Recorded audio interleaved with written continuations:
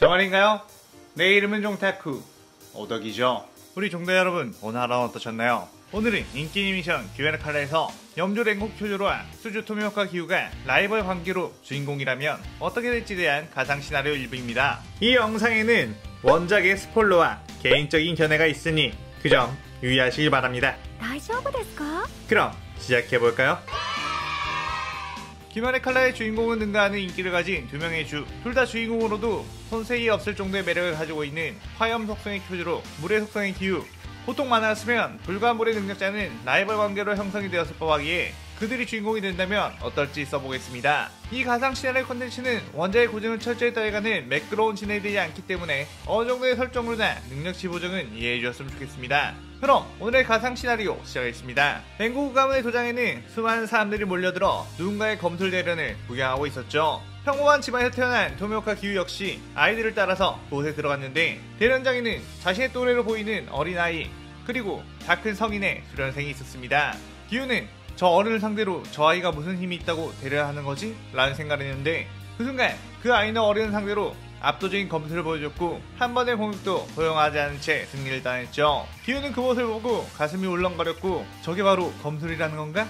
정말 엄청나다 라고 생각했습니다. 기우는 아이들에게 저 아이는 누구냐고, 어떻게 저렇게 강하냐고 물었고, 아이들은 저 아이는 이 마을에서 엄청나게 유명한 랭고쿠 가문의 장남 쿄조로라고 했죠. 랭고쿠 가문은 대대로 부유한 무사 집안으로 엄청난 부자에다가 검술 실력도 뛰어나 모두가 우러러본다고 했습니다. 특히나 저 랭고쿠 쿄조로는 랭고쿠 가문에서 특출나게 뛰어난 재능을 가졌다고 했죠.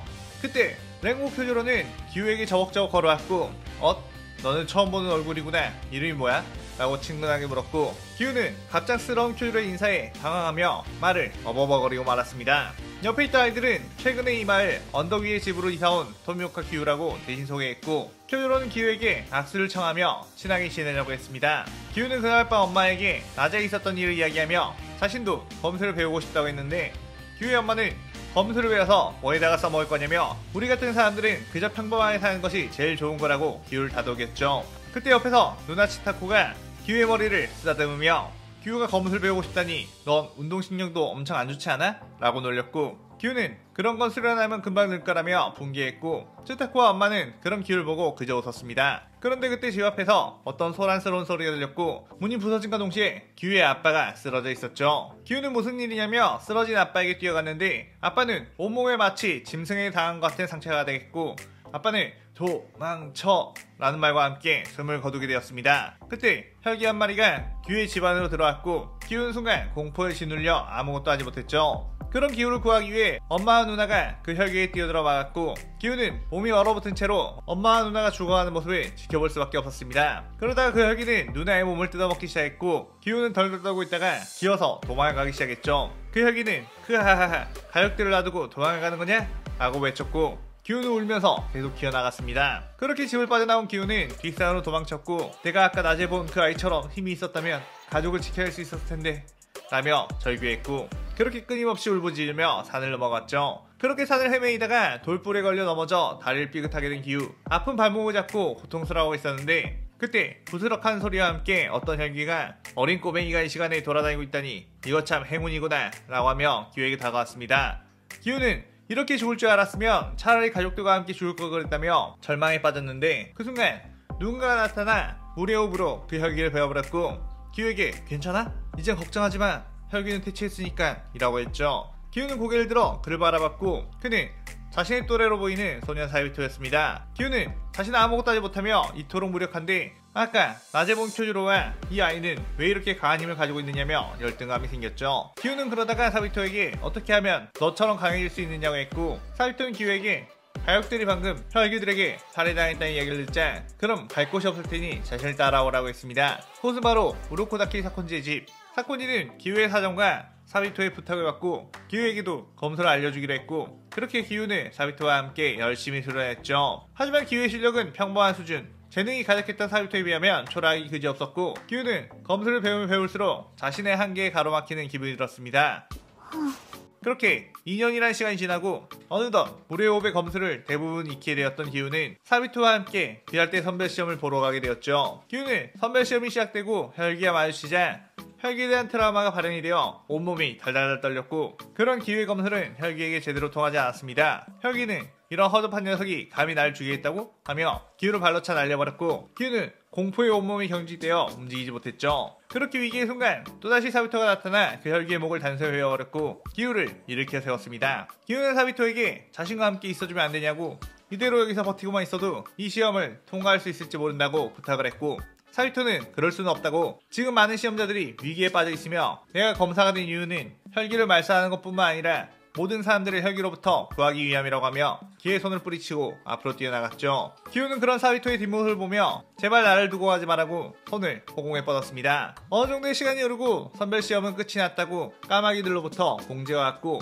지금 살아남은 시험자는 까마귀를 따라 중앙광장으로 오라고 했는데 그곳에는 기우 말고는 그 누구도 오지 않았고 기우가 이게 어떻게 된 일이냐고 묻자 이번 선별시험의 합격자는 토미오카 기우 한 명이라고 했죠. 이 시험장에서는 시험자들을 잡아먹고 엄청난 힘을 키운 소녀혈기가 있었고 그 혈기가 수많은 시험자들을 죽였는데 그 시험자들을 구하기 위해 뛰어든 사비토가 그 혈기를 퇴치하고 그도 죽었다고 했습니다. 기우는 믿을 수 없다며 사비토의 시체가 있는 곳으로 뛰어갔는데 사비토의 배에는 칼이 꽂혀 있었죠. 기우는 왜 사비토의 몸에 칼이 찔려 있는 것이냐고 물었고 마지막 싸움을 지켜본 까마귀는 사비토가 소녀혈기와 사투를 벌이고 있을 때 소녀혈기에 굴복한 한 시험자가 사비토를 뒤에서 칼로 기습했고 그 시험자는 소녀혈기에게 약속대로 자신의 목숨을 살려달라고 했지만 소녀혈기는 그 시험자를 그대로 때려 죽였다고 했습니다. 하지만 그때 사비토가 마지막 힘을 짜내 소녀혈기의 목을 베어내는 데 성공했고 그 후 체력이 다해 사망했다고 했죠. 기우는 그 말에 엄청난 충격을 받았고 그렇다는 것은 사비토가 다른 이들을 구해주러 갔다가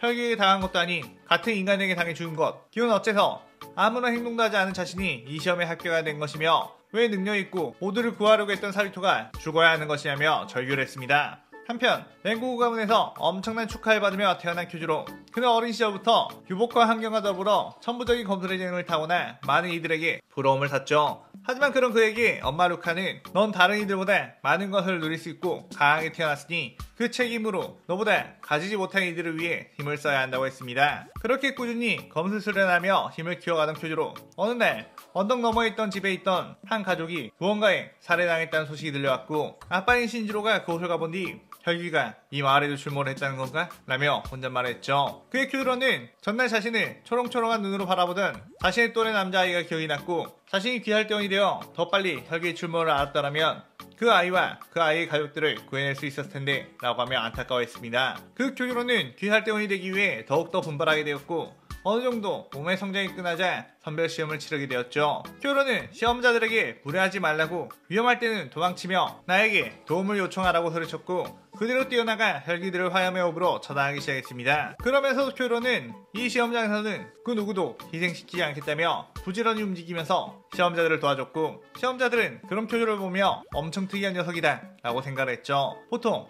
혼자서 살아남기에도 바쁜 이 시험에서 다른 사람들을 도와주는 것을 우선으로 하다니 말이에요. 하지만 큐로는 귀할 때의 동료가 될 수도 있는 너희들을 돕는 건 당연한 것이라며 호탕하게 말했고 그대로 시험장에 있는 모든 혈기들을 혼자서 처리해버렸습니다. 귀할 때 선별시험이 도입된 이후 처음으로 시험자 전원 합격이라는 결과가 있었고 귀할 때 주들과 귀할 때 당주 우가시키카가야는 그 주역인 레고 큐조에게 엄청난 주목을 하게 되었죠. 반면에 기우는 사비토 대신에 자신만 살아난 것과 같은 검사로 인해 그가 죽었다는 것에 그 누구에게도 마음을 열지 않았고 귀할 때 검사로 살아남기 위해서는 오로지 혼자서 강해져야 한다는 생각을 했습니다. 기우는 외로움은 오히려 자신을 강하게 하는 거라고 자신을 위로하며 밤낮으로 죽도록 몸을 단련하게 되었고 큐드로는 혈기 말살이라는 대업은 결국 동료들과 함께 이뤄내야 한다며 수많은 이들을 도와주고 다독이며 함께 임무를 나가게 되었죠. 그런 중 어떤 임무가 들어와 큐드로가 출격하게 되었고 근처에 있는 혈기들을 베어버리며 나아갔는데 큐드로의 눈앞에는 많은 귀할 대원들이 혈기술에 걸려 인질로 잡혀있는 상태였습니다. 그 혈기는 조금이라도 이 녀석이 나를 공격하려고 든다면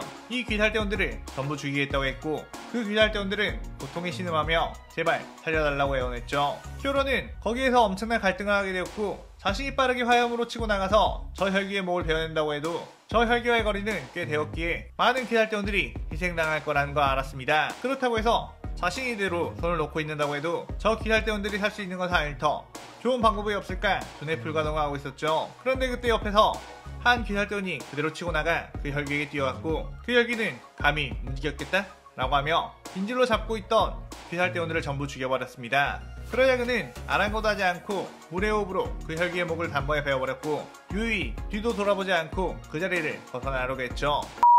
그때 큐로가 뛰어가 그 남자의 어깨를 붙잡고 이게 무슨 짓이냐고, 네가 성급히 공격을 하는 바람에 이 많은 귀활동들이 죽게 되었다고 화를 냈습니다. 그의 기우는 그런 큐로를 보고 싸늘한 표정으로 약해서 혈기에게 인질이 된 거면 이미 죽은 거나 다름없는 거야. 어차피 그 혈기는 그 검사들의 인질로 우리의 마음을 약하게 한 뒤 우리를 죽이려 들었겠지. 이미 죽음이 확정된 인간들 때문에 굳이 살아나갈 수 있는 이가 죽어야 하는 게 맞나? 라고 하며 큐로의 손을 부리셨죠. 그래 큐로는 열이 받아 주먹으로 기우의 면상을 날려버렸고, 구하려고 노력도 하지 않고 죽음이 확정되었다고? 네 녀석은 동료를 뭐로 생각하는 거냐? 라고 했습니다. 기우는 피식 웃으며 입가에 피를 닦은 뒤 동료? 그딴 건 발목을 잡는 존재일 뿐이다. 나처럼 이라고 했죠. 그의 큐로는 너희 자식 정신머리를 내가 고쳐주겠다 라고 하며 기우에게 뛰어들었고, 기우는 쳇, 이 자식 나랑 진짜로 해보자는 거냐? 라고 하며 방어 자세를 취했는데 큐로는 어쩐지 기우가 아닌 기우의 옆쪽으로 가려 뒤들었습니다. 기우가 그걸 보니 어느새 옆에서 아빠 거미에게 튀어나와 자신에게 주먹을 휘두른 상황. 큐로의 하얀 호흡이 그 아빠 거미의 주먹을 막았고 큐로는 그 여파로 튕겨나가 나무에 몸을 부딪혔죠. 기우는 아랑곳하지 않고 그대로 물의 호흡을 사용해 아빠 거미 혈기를 베어냈고, 큐로도 화염의 호흡으로 뛰어와 함께 아빠 거미 혈기의 목을 베어내 대치했습니다. 큐로는 싸움이 끝나나 싶어 죽은 귀활대원들의 시신 쪽으로 가 그들의 눈을 감겨주고 있었는데 그때 순간적으로 기가 느껴지며 거미줄이 날아와 큐로를 덮쳤죠.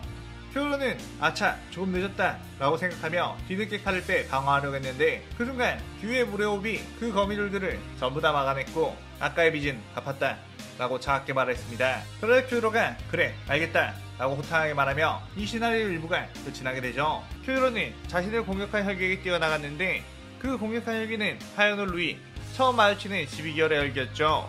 그것은 기우 역시 마찬가지 자신의 낮은 계급이 상대하기엔 벅찬 상대라는 거 알았고 어떻게 방어를 하면서 도망을 쳐야 하나 싶었습니다. 하지만 큐로는 전혀 망설임도 없이 곧바로 화염의 호흡을 써서 루이와 맞서게 되었고, 기우 역시 도망가는 것보단 저 녀석과 함께 싸우는 것이 살아남을 확률이 높다고 판단 후에 싸움에 가세를 했죠. 하지만 큐로의 화염의 호흡이 루이에게 닿으려 할 때 기우의 물의 호흡이 날아와 뒤엉키며 서로의 공격을 방해했고 서로가 서로의 공격에 방해되어 버렸습니다. 루이는 그 틈을 노려 그 둘을 거미줄로 날려버렸죠. 기우는 큐로에게 방해하지 말라며 짜증을 냈고 큐로 역시 기우에게 네가 끼어드는 바람에 내 검술 먹히지 않게 되었다며 기억태가하게 되었죠. 그때 계속해서 날아오는 거미줄, 그들은 다시 한번 거미줄을 잘라낸 뒤 루이에게 뛰어들었는데 또다시 서로의 호흡이 엉키며 튕겨 나왔고 루이 공격에 상처를 입고 바닥에 쓰러졌습니다. 루이는 멍청한 녀석들 같으니 힘을 합쳐도 이길까 말까 하는 상황에서 동료끼리 합도 맞추지도 못하는구나 라고 웃었죠. 기우는 그에 나에게는 동료라는 존재는 없다 라고 말했고 큐로 역시 나도 동료의 목숨을 가벼이 여긴 녀석은 동료라고 생각하지 않아 라고 했습니다. 루이는 그렇게 티격태격하고 있는 그들을 향해 자신의 최대 혈기술을 시전해 공격했고 이젠 끝이다 멍청한 녀석들아 라고 했는데 그 순간 뒤에서 호초의 호흡의 검술이 날아와 루이의 목을 단소에 베어버렸고 화족 호초 카나에가 당신들은 지금 뭐하고 있는 거죠? 어째서 혈기를 앞에 두고 서로 싸우고 있는 건지 이해할 수 없군요 라고 했습니다. 그러면서 옆에서 동생인 코초 시노부가 빼꼼 나오면서 그러게 귀할대원으로서 자격이 없는 두 녀석이 있네 라고 메롱하며 그들을 약올렸죠. 기우와 큐로는 카나를 보고 저 사람이 그 유명한 천재 여자 검사인가? 라는 생각이 들었습니다. 큐로는 이런 강한 동료는 자신에게 귀감이 된다는 생각에 티 없이 웃으며 도와주셔서 감사합니다 라고 했고 기우는 보나마나 천재로 고귀한 삶을 살아왔겠지 라는 생각을 하며 그녀를 쓱 무시해버렸죠. 그때 시노부가 기우에게 다가와 이봐 당신 어째서 도와준 우리에게 고맙다는 인사도 하지 않는 거야? 무례한 사람이군 이라고 했고 기우는 저 여자 검사라면 몰라도 네가 한 건 아무것도 없는 걸로 알고 있는데 라고 받아쳤습니다. 시노부는 그에 엄청나게 붕괴하며 이런 재수없는 녀석이라고 했고 하나에는 그런 시노부를 말렸죠. 그렇게 2년 뒤 큐로는 수많은 성과를 쌓고 아빠 신주로의 사망으로 인해 자리를 이어받아 염주로 임명받게 되는 쥐아페이 참사하게 되었습니다. 우부야키 당규는 큐로에게 염주로 임명함과 동시에 또 다른 주로 임명될 사람이 있다고 소개했는데 그는 바로 토미오카 기우. 이번에 수주의 자리로 임명받게 되었다고 했죠. 큐로는 기우를 보자마자 저 녀석은 동료의 목숨을 가벼이 여기는? 이런 자가 귀할대의 기둥이라니 용납할 수가 없다 라고 했고 기우 역시 너처럼 이상만 가지고 있는 녀석이야말로 주의 자격은 없는 걸로 보이는데 라고 했습니다. 그렇게 불꽃 튀는 둘의 기싸움에 교메이가 그만둬라 하며 합장을 했고 그 위압감은 그 둘의 몸을 저릿저릿하게 만들었죠. 교메이는 이번에 새롭게 추가된 둘에게 주는 임무가 있다며 그들에게 임무의 정보가 담긴 종이를 줬고 쿄유는 곧바로 추격하겠다고 뜨겁게 대답 후 그대로 그곳을 향해 갔고 기우도 묵묵하게 그곳을 향해 갔습니다. 그곳은 무한열차, 많은 승객들이 사라져 피할대원들이 파견되었지만 그들조차 실종이 되었다고 했죠. 쿄유로와 기우는 옆자리에 착석 후 왠지 모를 기묘한 긴장감이 팽배했는데 쿄유로가 갑자기 도시락을 까먹으며 우마이를 외쳤습니다. 기우는 시끄럽게 뭐하는 짓이냐며 조용히 처먹으라고 했죠. 그러자 쿄유로는 싸움이 벌어지기 전에 배를 채워놓아야 든든하다며 너에게도 줄 테니 너도 배를 채우라고 했습니다. 기우는 내가 네 녀석과 같은 줄 아나? 라고 하며 무시하려고 했는데 옆에서 하도 맛있게 우마이 거리다 보니까 기우 역시 배가 꼬르륵 거렸고 도시락 하나를 까먹으며 흠칫 놀랐죠. 자신도 모르게 우마이 라고 나올 뻔했기 때문이었습니다. 그때 건표은유와 그 대표를 건표했고 잠시 뒤 쿄유로는 졸음이 쏟아져 잠에 들게 되었죠. 그때 기우 역시 엄청난 졸음이 쏟아졌기에 졸지 않으려고 안간힘을 썼고 그렇게 버티고 있었습니다. 열차 위에 있던 한일 랩문은 저 녀석은 마음의 여유가 엄청나게 없는 녀석인가? 마음의 문을 굳게 닫고 있는 녀석일수록 내 혈기술에 잘 걸리지 않긴 하지만 그것도 시간 문제다 라고 했죠. 그런데 그때 먼저 잠에 든 쿄유로가 스르륵 기우의 어깨에 기대게 되었고 기우는 순간 으앗 하며 몸을 일으켜 세워버렸습니다. 그래야 기우는 어쩐지 졸린 것이 사라졌고 뭔가 이 졸음은 수상하다고 생각을 했죠. 엠무는 저 자식 뭐냐며 예사롭지 않은 녀석들이 왔으니 당장 열차와 융합을 해야겠다며 준비를 했습니다. 잠시 뒤 열차 곳곳에 촉수들이 자라나기 시작했고 승객들을 위협하기 시작했죠. 기우는 눈앞에 보이는 촉수들은 전부 베어버렸지만 모든 승객들을 지키다간 결국 끝이 없겠다며 승객들을 포기하고 빠르게 이 혈기를 찾아 베어내는 것이 최소한의 피해를 만들 수 있겠다는 생각을 했습니다. 그리고 잠들어 있는 쿄유를 보며 여기서 깨어나지 못하고 저 촉수에 당하게 된다면 뭐 거기까지밖에 되지 않는 녀석인 거지 라며 그대로 뛰어갔죠. 쿄유로가 잠들어 있던 칸 어떤 승객을 향해 촉수가 다가가자 순간 쿄유로는 자신이 자고 있을 때가 아니라는 게 본능적으로 느껴져 눈을 떴고 그대로 그 승객에게 다가가는 촉수를 베어버렸습니다. 그리고서는 모든 열차의 칸을 누비며 촉수를 전부 베어내기 시작했죠.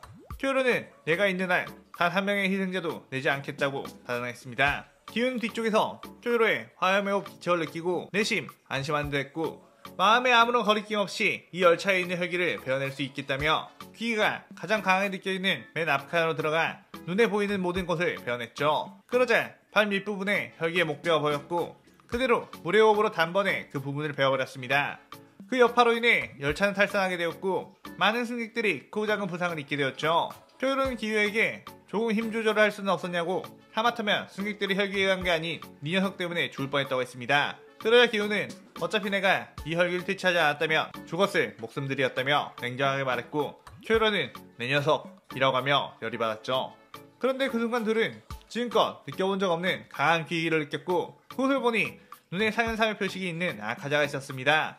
아카야는 그대로 뛰어가 쿄유로를 공격했고 쿄유로는 화염의 호흡으로 막아내며 응수를 했죠. 그러자 아카야는 오호 화염의 호흡을 쓰는 자에다가 내 공격을 받아낼 수 있는 정도라니 새롭게 염주가 된 녀석인가? 라고 물었습니다.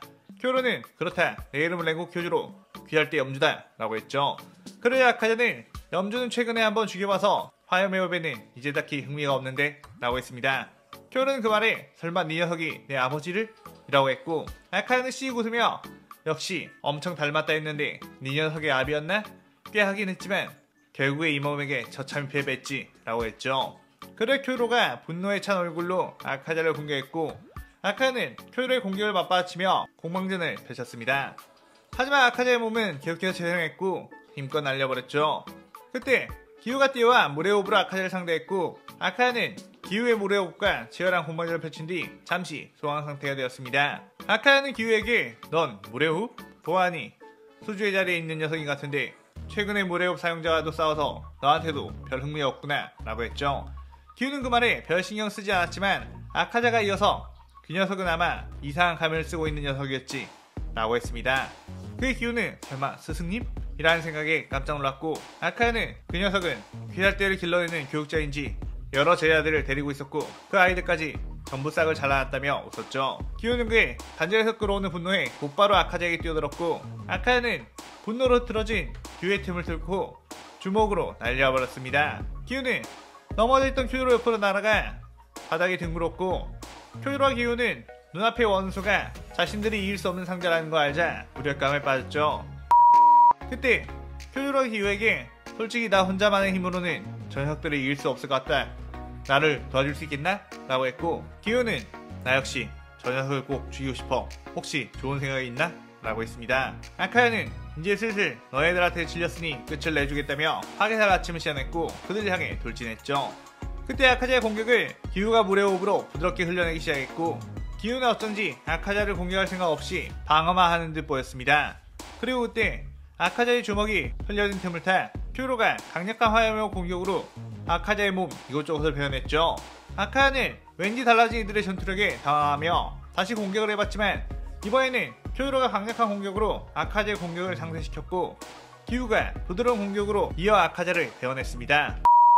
둘의 호흡은 상반된 리듬을 가졌지만 그것이 합쳐지자 공수 밸런스가 완벽한 하나의 공격으로 보였고 아카자의 파괴살 아침으로도 그것을 깨부수기 어려웠죠. 저번에는 각자의 고집으로 인해 서로의 공격을 뒷면했다면 이번에는 원수에게 복수를 해야 한다는 목적을 가지고 둘 중 한 명이라도 아카자에게 당하게 되면 자신 역시 이길 승산이 없다는 간절한 마음까지 섞이다 보니 둘의 검술이 섞여 엄청난 시너지를 내는 거였습니다. 아카야는 분명 자신 상대에 격파했던 호흡의 검술이었지만 이렇게 두 호흡이 동시에 섞여 자신을 공격하니 도무지 대응할 방법이 없었죠. 아카야는 그의 자신의 최강의 기술인 파괴살 종식 청운난장을 시연해 무수히 빠르고 강한 연타를 날렸고 방어에 뛰어난 무례호흡 사용자라도 이 기술만큼은 막지 못한다고 생각했습니다. 그때 기우는 자신이 새롭게 만든 무례호흡 제11형 잔잔한 물결을 사용했고 아카자의 공격들을 전부 막아내기 시작했죠. 아카자는 지금까지의 수주들은 보여주지 않았던 기술이라 당황했고 어차피 저건 역시 계속 공격을 퍼붓다 보면 결국에는 깨뜨릴 수 있을 거라며 공격을 속해했는데 그때 기우의 뒤편에서 엄청난 투기가 끌어오는 걸 보게 되었는데 쿄유로가 자신이 개발한 화염의 5위 연옥을 시전하고 있었습니다. 아카야는 쿄유로의 저 공격을 받아치려면 자신도 강한 공격을 준비해야 할 시간이 필요했는데 쿄유로는 기우의 방어에 숨어 준비할 수 있었기에 아카자가 다른 공격으로 전환하기 전에 뛰어들어 아카자를 크게 베어냈죠. 아카야는 상반신을 크게 베어 곧바로 재생할 수 없었고 겨우 목이 베이는 건 피한 건가? 라며 다행으로 생각했지만 기우의 무례호흡 제10형 생생유전 무례호흡 최강의 공격 기술이 연달아 날아왔고 아카자가 그것을 방어하려고 하자 쿄유로가 엄청난 완력으로 아카자가 방어태세를 취하지 못하도록 잡아버렸고 기우의 칼날이 아카자의 목을 그대로 베어내버렸습니다. 그 후 기우와 쿄유로는 체력이 다해 불썩 쓰러졌고 쿄유로는 덕분에 아버지의 원수를 갚을 수 있었다며 고맙다고 했고 기우는 덤덤히 나도 라고 했죠. 비살대에서는 무한열차에 상현3의 혈기가 나타났다는 보고에 엄청나게 걱정을 했고 특히나 사이가 안 좋기로 유명한 기우와 쿄유로가 함께 갔다는 것에 큰일 났다는 생각을 했지만 오히려 그들이 아카자를 되찾았다는 소식에 반전이라며 기뻐했습니다. 그 후 쿄유로와 기우는 부상에서 회복 후 휘할대 본부로와 축하 파티에 참석했지만 서로 가장 멀리 떨어져 앉았죠. 쿄유로는 다시 이런 맛있는 음식을 못 먹을 뻔했다며 우마이를 외쳤고 기우 역시 조용히 우마이 라고 읊조렸습니다. 그의 옆에 있던 시노부가 네? 기우씨? 우마이라고요? 라고 그의 소리쳤고 기우는 시노부에게 찌린 눈총을 보내며 이 시나리오가 끝이 나게 됩니다. 기우는 쿄유로와 함께했던 아카자의 퇴치 후에도 여전히 혼자서 단독 임무를 주로 수행하고 있는데 동료를 너무 믿게 되다 보면 정에 휩쓸려 임무에 실패할 가능성이 있다고 생각했기 때문이었습니다. 하지만 항상 기살대 안에서 걷던 기우가 신경 쓰이는 이들이 있었는데 그들은 바로 고초자매 카나이는 일부러 주들과 서먹하게 지내는 기우를 시노부와 엮어 친하게 지내게 하려고 했는데 시노부는 그런 기우와 항상 기억해가며 기우에게는 쿄유로라는 또 다른 귀찮은 존재로 인식이 되었죠. 그러던 중 카나이는 음주우지 텐겐으로부터 요시아와라 유곽에 혈기가 숨어있는 것 같아 여자 대원이 필요하다고 들었는데 카나이는 몇 명이나 필요하느냐고 물었고 텐겐은 아무래도 여자 대원이 많이 있을수록 좋지 않겠냐고 했습니다. 그의 카나이는 재미난 생각이 났다며 시익 웃은 뒤 기우와 쿄유로에게 급한 임무라며 꼭 도와주라고 부탁을 했고 기우와 쿄유로는 어쩔 수 없이 임무에 따라 나서게 되었죠. 카나이와 시노부는 각각 의심이 되는 유학의 위장 취업을 했고 기우와 쿄유로 역시 여장을 해 위장 취업을 하게 되었습니다. 기우는 도대체 왜 이런 꼴이 되어야 하냐고 차갑게 짜증을 냈고 쿄유로는 임무를 위해서라면 뜨거운 마음을 가지고 여자인 척을 해보겠다며 든든하게 말했죠. 카나이와 시노부는 아름다운 외모 덕분에 당연히 유곽에서 인기가 폭발했는데 기우 역시 외모는 꽃미남이라 여장을 해놓으니 그에게 반하는 남자들이 많았고 특유의 시크한 분위기 때문에 손님들의 애간장을 태워 그에게 매료되게 되었습니다. 반면 큐유러는 특유의 방역과 숨길 수 없는 열정 때문에 금방 여장남자인 것을 듣게 되었고 가게에서 쫓겨나 후방 지원을 맡게 되었죠. 큐유러는 자신의 근성이 부족했다며 다음번에 여장을 할 기회가 온다면 더욱 최선을 다해야겠다는 생각을 했습니다.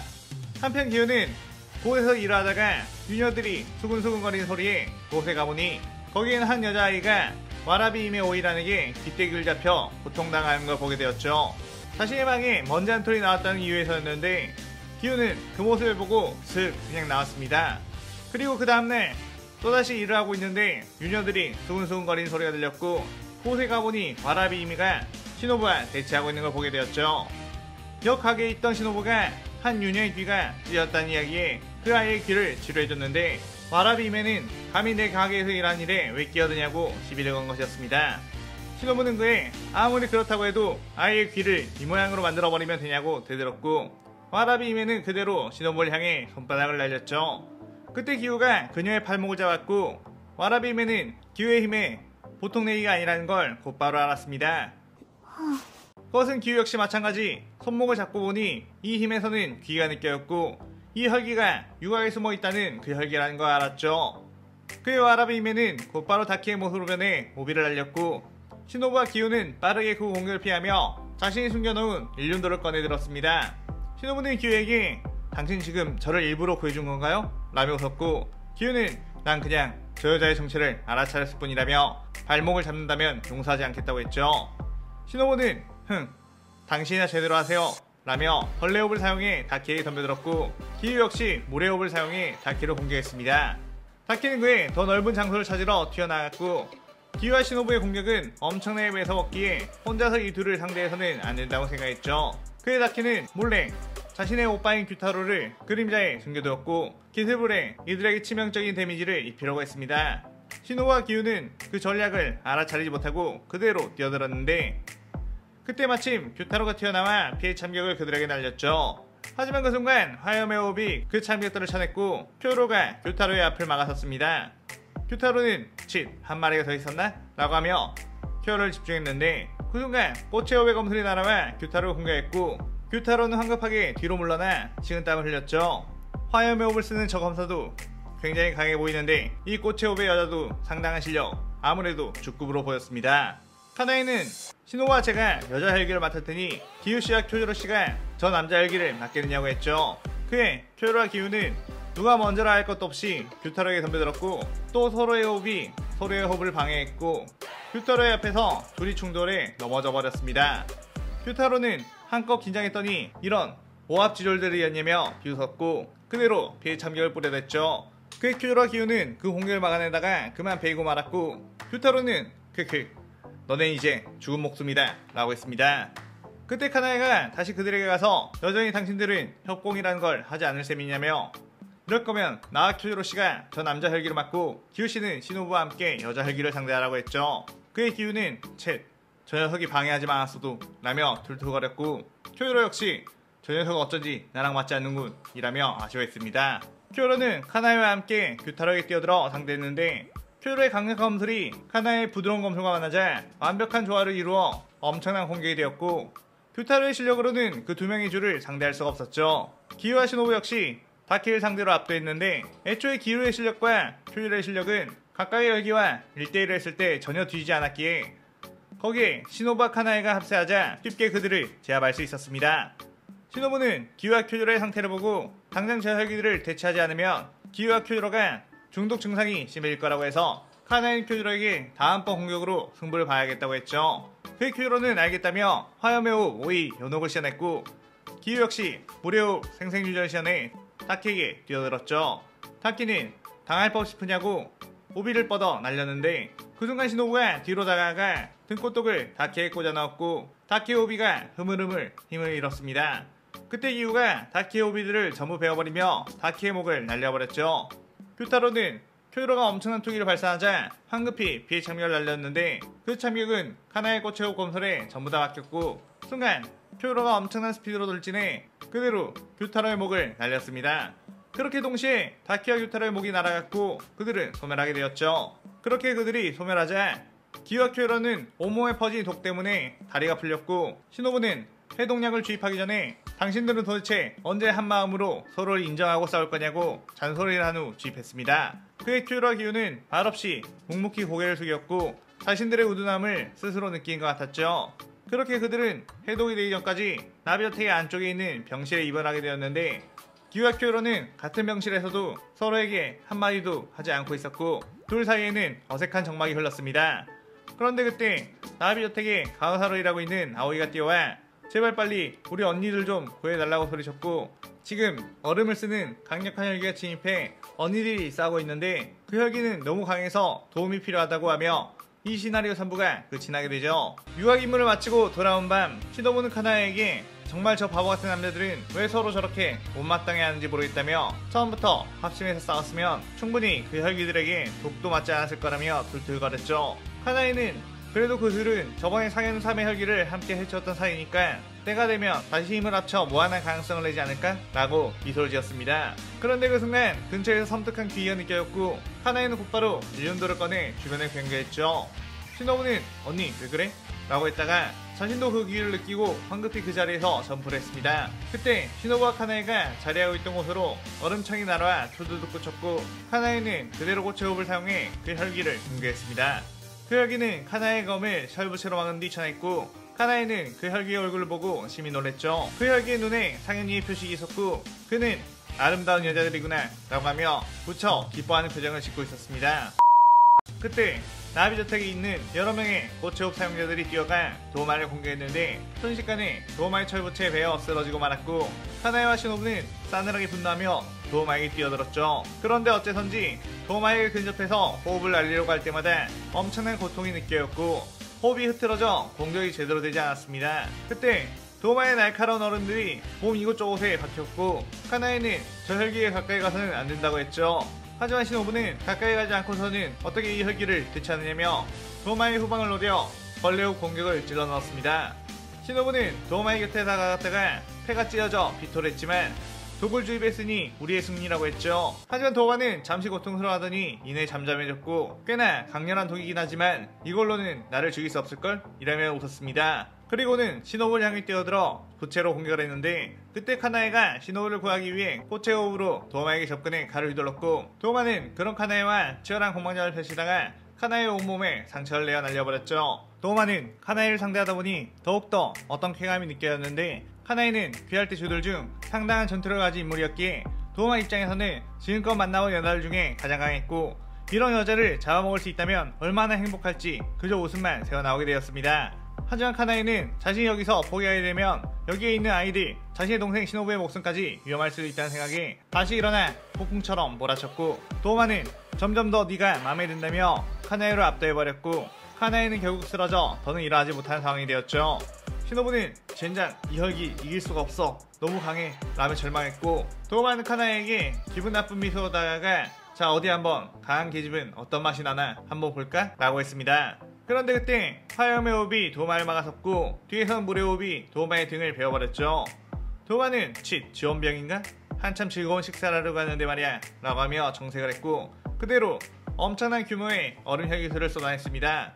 그의 큐터와 기운은 각자의 호흡으로 막아내보려고 했지만 아직 큐터로의 독에서 완전히 회복되지 않은 상태인 만큼 전부 다 막아낼 수가 없었죠. 도마는 시간이 별로 없는 것 같으니 빨리 이것들을 죽여놓아야겠다며 얼음 부신을 소환해 시노부와 카나에를 공격했고 큐터와 기운은 본체가 상대를 했습니다. 기와 큐터는 그녀들을 지키기 위해 각자의 호흡으로 맞섰지만 또다시 둘의 호흡이 꼬이며 제 실력을 내지 못했고 그대로 도마의 공격에 튕겨나가 바닥에 내뒹굴어지게 되었죠. 어째서 예전 아카야 때는 합이 잘 맞게 되었는데 더 강해진 지금은 이리도 부딪히기만 하는지 알 수가 없었습니다. 그때 피할 때의 지원병력들이 하나둘씩 도착하기 시작했고 도마는 쳇 방해꾼들이 더 오는 건가?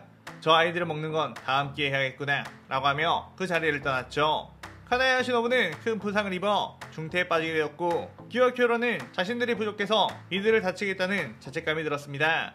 그 소식을 들은 우베야키 당규는 기와 큐로 둘을 따로 부르게 되었는데 큐로는 염치가 없다며 주로서 책무를 다하지 못했음에 징계를 받는 게 합당하다고 했죠. 그의 우베야키 당규는 그렇지 않다고 본디 물과 하염의 호흡을 가진 이들은 서로 극상성이라 대대로 함께 싸우지 않게 했다는 기록이 있었다고 했습니다. 하지만 그 불협화음을 극복할 수만 있다면 그 어떤 혈기도 대체할 수 있는 강한 검술이 나온다고 쓰여있다고 했죠. 그에 그 두 조에게 일륜도를 만드는 대장의 말에 가서 훈련용 인형과 수련을 해 둘의 합을 맞춰보는 것이 어떻겠냐고 제안했고 그 둘은 그곳을 향해 떠나게 되었습니다. 쿄로는 기우에게 코초 자매를 위해서라도 우리가 꼭 이번 수련을 성공하자고 했고 기우는 묵묵히 걸어나갔죠.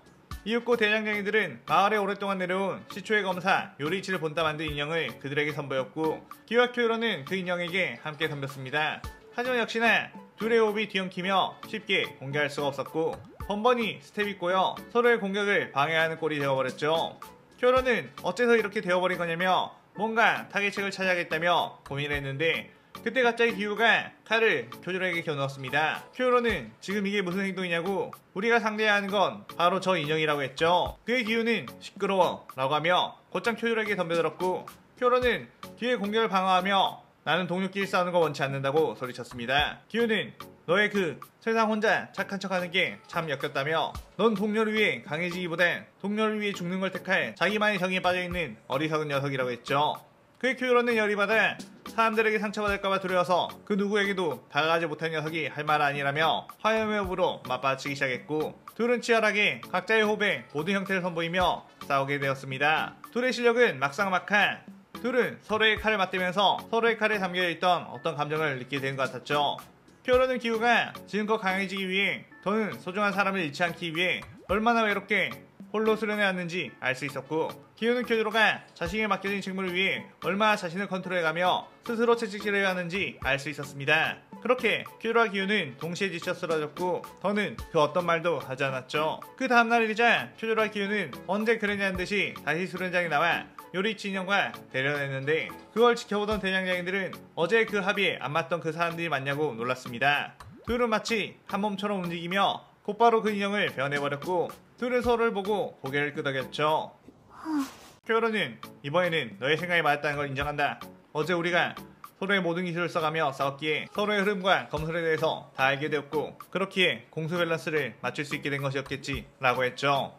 기우는 나는 어제 그냥 네가 마음에 안 들어서 공개한 것일 뿐이다 라고 슥 고개를 돌렸고 쿄로는 그 모습에 녀석 쑥스러워하긴 이라며 미소를 지었습니다. 기우와 쿄로는 어느 정도 수련의 성과도 냈으니 쉬다가 내일쯤 다시 돌아가려고 했는데 그날 밤 갑자기 대장장이 말에서 비명소리가 들려 황급히 밖으로 뛰어나갔죠. 그곳에는 대장장이들을 노리고 온 혈기 상현우 교코, 상현 한탱구가 있었고 쿄조로와 기우는 곧바로 전투태세를 갖췄습니다. 교코는 그대로 그들을 보고 마비침 혈기술을 쏟아냈고 한탱구 역시 음파 혈기술로 공격을 했죠. 그때 쿄조로는 기우에게 기우 부탁한다 라고 했고 기우는 그대로 물의 호흡 잔잔한 물결을 사용해 그 공격들을 전부 차했습니다. 그리고 그 다음 순간 기우가 쳐낸 물의 호흡의 흐름을 그대로 가져간 쿄조로가 화염의 호흡으로 영혼을 날렸고 물과 화염의 호흡이 뒤섞이며 엄청난 크게 참기에 나가 교코의 목을 베어버렸습니다. 한탱구는 어떻게 상현일기를 일격에 베어버릴 수 있지? 라며 놀랐는데 그 순간 기우가 생생유전 시연에 뛰어가 한탱구의 목을 베어버렸고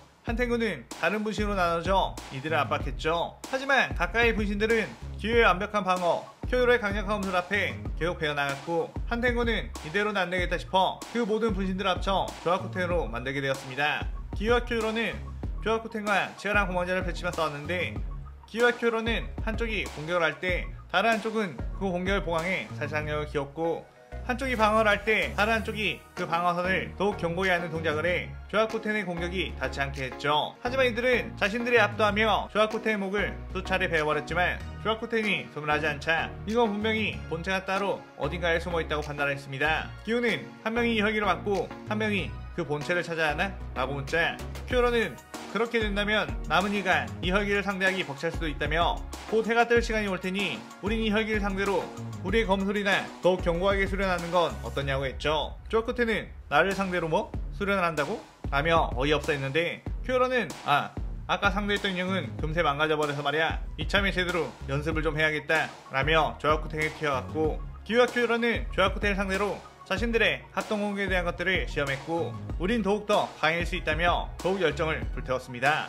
그렇게 조아쿠테는 수십 번 기우큐들의 공격에 무너지고 재생하고를 반복하다가 어느새 재생하지 못하며 바스라지기 시작했죠. 그리고 그 귀인은 어떤 쪽으로 다시 되돌아가고 있음을 눈치챈 큐로는 그를 향해 달려갔고 그 끝에는 이미 체력을 다해 지쳐있는 한탱의 본체가 있었습니다. 한탱은 더 이상 조아쿠텐을 재생시킬 힘이 없었고 겨우 몸을 일으켜 도망갈 체력밖에 없었죠. 그에 큐로와 기우는 서로를 바라보고 고개를 끄덕인 후 동시에 칼날을 휘둘러 한탱의 목을 베어버리게 되었습니다. 그렇게 큐로와 기우 듀오가 대장의 마을에서 상인의 헬기들을 잡아냈다는 소식에 우비야시키 당주는 내 대에서 전설로만 내려오는 염주, 수주의 환상적인 콤비가 부활하는 건가 싶어 기뻐했죠.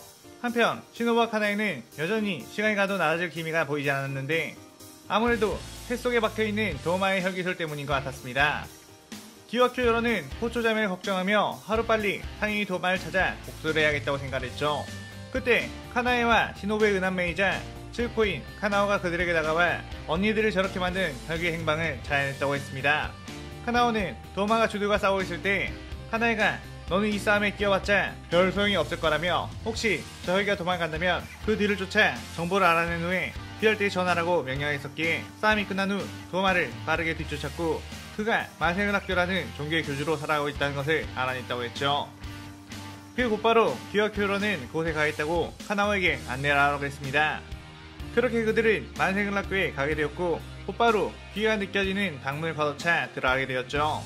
그곳에서는 도마가 젊은 여자들을 뜯어먹고 있었고 어라? 너희는 저번에 귀할 때 개입들을 먹으러 갈 때 방해하던 녀석들 아닌가? 이번에도 설마 또 나를 방해하려고 온 거야? 라고 하며 씩 웃으며 부채를 들었고 이 시나리오 사부가 대신하게 되죠. 도마는 부채를 들어 곧바로 자신의 주변에 냉기 열정들을 뿌려놨고 어서 저 멍청한 것들이 달려들면 좋겠다고 생각했죠. 그의 기와 큐로는 서로를 보며 고개를 끄덕였고 둘은 동시에 각자의 호흡을 시전했습니다. 그 뒤 큐로가 먼저 도마에게 뛰어들어 공격을 했는데 엄청나게 빠른 속도와 강력한 일격으로 도마의 몸을 베어냈고 도마는 강한 공격이긴 하지만 넌 그 공격을 마지막으로 더는 호흡을 쓰지 못하겠지 라고 웃었죠. 하지만 또다시 그들은 호흡을 한 뒤 큐로가 뛰어나가 아까와 같은 공격으로 도마에게 한 방 더 먹였고 도마는 어째서 다시 덤벼들 수 있는 거냐고 놀랐습니다. 자세히 보니 귀의 방어적인 물의 호흡의 참격이 큐로를 뒤덮은 뒤 큐로가 뛰어들었고 물의 호흡이 도마의 냉기 열정들을 막아내 그대로 도마에게 화염의 호흡 참격을 먹일 수 있었던 거였죠. 도마는 귀할대 검사들끼리 저런 식으로도 대응을 할 수 있는 거냐며 이를 부득 깔았고 이렇게 된 바에는 압도적인 신체력으로 찍어 눌러주겠다며 얼음창을 소환해 그들에게 날렸습니다. 그의 기와 큐로는 서로의 호흡을 뒤섞으며 대응했고 치열한 공방전을 펼치게 되었죠. 하지만 역시 도마는 강력한 열기로 압도적인 재생력을 가지고 있었기 때문에 싸움이 장기전으로 흘러갔습니다. 도마는 일단 저 둘의 협공을 떨어뜨려 나가겠다는 생각으로 자신과 똑같은 얼음 부신을 하나 만들어 습격했고 둘은 그 공격으로 인해 서로 떨어지게 되었죠. 도마는 이제 너네 그 기분 나쁜 협공도 끝이라며 몰아붙였고 기와 큐로는 몸에 상처가 누적되기 시작했습니다. 그렇게 슬슬 승기를 잡아가고 있던 도마는 여유를 부리면서 아직 그 계집주들은 잘 살아있는 것 같다며 매일매일 폐에 들어간 얼음 조각 때문에 고통스러워하고 있을 거라고 했죠. 큐로는 당장 그 혈기술을 해제하라고 소리쳤지만 도마는 그 혈기술을 해제하려면 나를 죽이는 수밖에 없다며 웃었습니다. 하지만 지금 너네의 실력으로는 나를 절대로 이길 수 없다며 길길거렸죠. 그런데 그때 뒤에서 카나오가 도마에게 접근해 당장 언니들을 원래대로 돌려놔 라고 하며 도마를 베었는데 도마는 그런 카나오의 얕은 검술에 이걸로 내가 죽겠냐며 그대로 카나오의 온몸을 부채로 베어버렸습니다. 그 모습을 본 기우와 큐로는 엄청난 분노와 치밀어 올랐고 둘은 동시에 한마음 한뜻으로 결코 저 혈기를 용서치 않겠다는 포효를 한 뒤 그대로 뛰어가 도마의 분실을 베어버리고 이내 도마에게까지 접근했죠. 도마는 순간적으로 이들이 엄청난 스피드를 보였기에 놀랐는데 그들의 얼굴에는 특이한 모양의 반점이 발현이 되어 있었습니다. 큐로와 기우는 뜨거운 분노 속에서도 서로의 호흡을 읽으며 협공을 했고 그 파괴력은 아까보다 수배는 더 강해진 것 같았죠. 도마는 황급히 얼음 혈기술로 공격을 해봤지만 기우 혼자서 물의 호흡으로 그 얼음들을 전부 쳐냈고 그 뒤로 큐로가 뛰어올라 화염의 오이 요녹을 시전해 그대로 도마를 베어버렸습니다. 도마는 이만한 기술을 시전시간 없이 곧바로 써버리는 것에 말도 안 된다며 당황했죠. 도마는 이대로는 위험하다며 자신의 최대열 기술 무빙수련보살을 시전했는데 기와 큐로는 각자의 가장 강력한 호흡을 구사한 뒤 서로의 호흡이 더욱 강해지도록 받쳐주며 나아갔고 그 두 호흡은 뒤엉켜 물과 불에 거대한 참격이 되어 얼음보살의 몸을 그대로 박살낸 뒤 뒤에 숨어있는 도마의 목까지 날려버렸습니다. 도마는 무엇이 저들을 이토록 강해지게 만든 거냐며 약한 인간들 따위의 성장 속도가 혈기 못지않다는 걸 도무지 이해할 수 없다며 쓸쓸하게 소멸해갔고, 쿄요로는 인간은 비록 약하지만 너네 혈기들에게는 없는 동료애라는 강한 마음이 존재하기에 얼마든지 성장할 수 있다 라고 했죠. 도마는 마음? 그따위 마음이 뭘 할 수 있겠느냐며 어디 그 잘난 마음 가지고 한번 무자님에게 덤벼보라며 무한성의 위치를 알려줬고, 자신은 지옥에서 너네의 마음이 부서져 쓰러지는 걸 즐겁게 지켜보겠다고 했습니다. 쿄요라 기우는 쓰러진 카나오를 데리고 황급히 나비자테로 뛰었는데, 이미 도착했을 때는 카나오가 피를 너무 많이 흘려 가쁜 숨을 내쉬고 있었죠. 그때 도우마가 죽자 혈기 흐름이 해제되어 정신을 차리게 된 시노부와 카나에가 뛰어왔고, 카나오는 언니들이 무사하게 되어서 정말 다행이라고 하며 눈을 감게 되었습니다. 그의 시노부와 카나에는 눈물을 흘리며 분노했고, 사랑하는 가족을 잃었다는 감정이 소용돌이치며 그녀들의 얼굴에도 반점이 발현이 되게 되었죠. 흐리기 살 때는 충분한 회복기를 갖게 된 후에 도우마가 알려준 무한성의 위치로 흘러가게 되었습니다. 무자는 무한성으로 진입한 귀할대원들을 보고 도우마 녀석이 죽기 전에 선물을 보내왔구나 라며 기뻐했죠. 안 그래도 아끼던 상인들을 죽여놔서 조만간 귀할대를 몰살시켜버릴까 했는데 이렇게 제 발로 찾아오다니 수고를 다뤘다고 생각했습니다. 무자는 무한성 안으로 부를 수 있는 혈기들을 모조리 부르라고 나키메에게 명령했고, 무한성에는 속속 혈기들이 모여들기 시작했죠. 귀할대원들은 드디어 고대하던 무잔테치가 한 발자국 앞까지 왔다며 모두 힘찬 함성과 함께 뛰어나왔고 혈기들과 사투를 벌이게 되었습니다. 한편 기우는 혈기를 베어내다가 어떤 한 혈기를 만나게 되었는데, 그 혈기는 새롭게 상의 자리를 수여받은 카야쿠. 카야쿠는 기우에게 네 녀석은 참 음침하게 생겼구나. 보아하니 친구도 없을 것 같은데 외롭게 쥐어주마 라고 길길거렸죠. 기우는 난 음침하게 생기지 않았다 라고 했는데, 그 순간 화염의 호흡이 날아와 카야쿠의 목을 그대로 베어버렸습니다. 감히 내 동료에게 그런 말을 하더니 용서할 수 없다 라고 하며 쿄요로가 등장했고, 기우 괜찮나? 라고 물었죠. 딱히 어떤 데미지도 입지 않았다 라고 했습니다. 그러던 그 순간 둘은 섬뜩한 기회를 느껴 곧바로 방어태세를 갖추게 되었고, 그들의 앞에는 상일 코쿠시보가 등장을 했죠. 코쿠시보는 내 녀석들을 보아하니 예전 귀할때 시절이 떠오르는군. 너네 염주와 수주냐? 라고 물었습니다. 쿄요로는 그걸 어떻게 알았지? 라고 했고, 코쿠시보는 내가 귀할때 시절일 때 너희와 똑같이 생긴 녀석들이 있었거든. 그 둘은 서로 항상 다투곤 했지만 검술 실력만큼은 엄청났지. 너네는 과연 어떨까나? 라고 하며 달의 호흡을 시연했죠. 기어 쿄요로는 곧바로 각자의 호흡을 시연 후 코쿠시보에게 협권을 펼쳤고, 그들은 치열한 공방전을 펼쳤습니다. 코쿠시보는 오호, 확실히 두 호흡의 협공은 엄청나게 매섭구나. 하지만 그걸로는 부족하다 라고 하며 그들을 밀어붙였죠. 코쿠시보의 달의 호흡 참격은 광범위하게 뿌려져 주변의 모든 것을 깎아냈고, 기우는 물의 호흡으로 그것들을 방어하려고 했지만 점차 힘에서 밀리게 되었습니다. 쿄요로와 기우는 코쿠시보의 막강한 힘에 당황했고 어떻게 해야 이길 수 있나 고민을 했죠. 그때 코쿠시보는 기와 쿄요로 중간에 난입해 그 둘의 거리를 떨어뜨렸고, 너네 물의 호흡과 화염의 호흡 비밀을 하나 알려주지 라고 했습니다. 물의 호흡과 화염의 호흡은 본디 하나의 호흡, 그 두 호흡이 정확히 합쳐졌을 때 태초의 호흡인 해의 호흡을 구사할 수 있다고 했죠.